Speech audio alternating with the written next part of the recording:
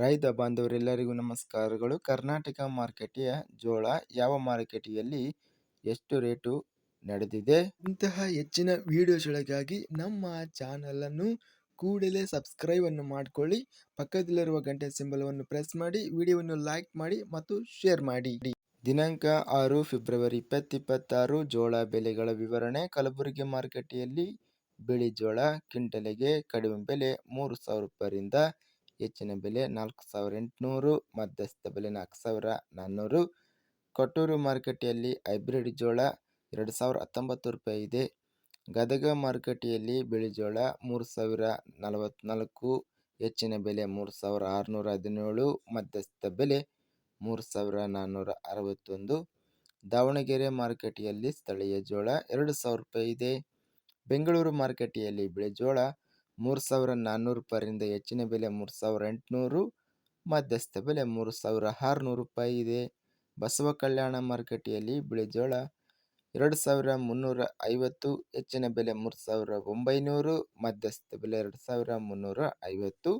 ಮಾನ್ವಿ ಮಾರುಕಟ್ಟೆಯಲ್ಲಿ 2,750, ಕಡಿಮೆ ಬೆಲೆ, ಹೆಚ್ಚಿನ ಬೆಲೆ 2,800, ಮಧ್ಯಸ್ಥ ಬೆಲೆ 2,787.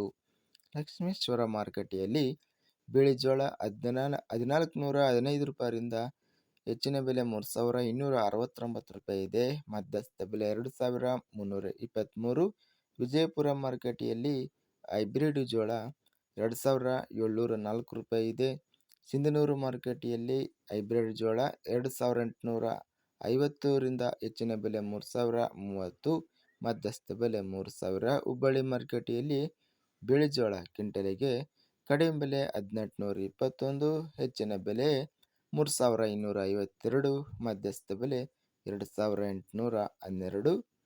ನವಣೆ ಬೆಲೆಗಳ ವಿವರಣೆ. ಕೊಪ್ಪಳ ಮಾರುಕಟ್ಟೆಯಲ್ಲಿ ಹೈಬ್ರಿಡ್ ನವಣೆ ಕಡಿಮೆ ಬೆಲೆ ಹಾಗೂ ಹೆಚ್ಚಿನ ಬೆಲೆ 3,420 ರೂಪಾಯಿ ಇದೆ. ಬೆಂಗಳೂರು ಮಾರುಕಟ್ಟೆಯಲ್ಲಿ ಇತರೆ ನವಣೆ ಕ್ವಿಂಟಲಿಗೆ 3,800 ರೂಪಾಯಿಯಿಂದ ಹೆಚ್ಚಿನ ಬೆಲೆ 4,200 ರೂಪಾಯಿ, ಮಧ್ಯಸ್ಥ ಬೆಲೆ 4,000. ಇದಿಷ್ಟು ಕರ್ನಾಟಕ ಕೃಷಿ ಮಾರುಕಟ್ಟೆಯ ಜೋಳ ಹಾಗೂ ನವಣೆ ಬೆಲೆಗಳ ವಿವರಣೆ.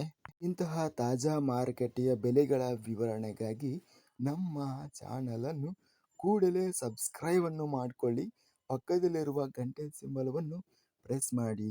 ಹೀಗೆ ಮಾಡಿದರೆ ನಾವು ಅಪ್ಲೋಡ್ ಮಾಡುವ ಪ್ರತಿ ವಿಡಿಯೋಸ್ ಕ್ಷಣದಲ್ಲಿ ನೋಟಿಫಿಕೇಶನ್ ಆಗುತ್ತವೆ. ಈ ವಿಡಿಯೋವನ್ನು ಲೈಕ್ ಮಾಡಿ.